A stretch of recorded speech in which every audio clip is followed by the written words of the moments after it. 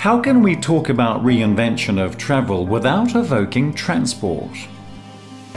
While modes of transport like flying have significantly cut travelling times, my globe-trotting heart is closer to travel by train.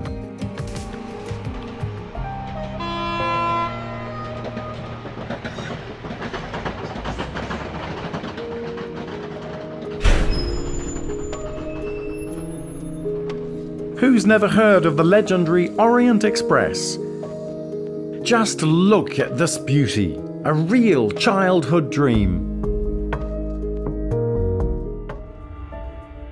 Waouh, c'est extraordinaire.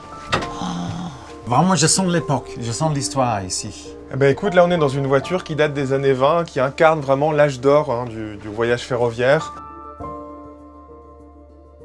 Ces voitures sont en train d'être restaurées et vont être totalement redesignées pour intégrer le projet de futur Orient Express qui a été conçu par l'architecte Maxime Danjac.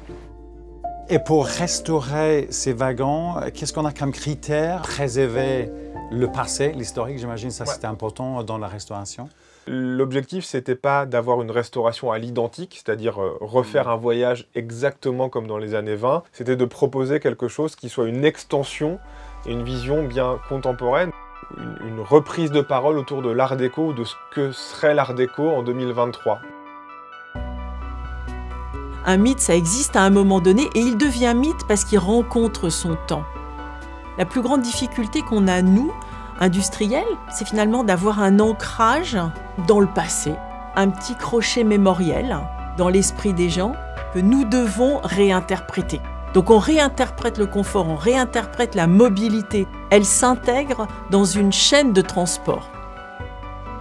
Aujourd'hui, on cherche une expérience plutôt authentique, dans une renaissance des trains de luxe et des trains de nuit qui mettent en avant le slow travel.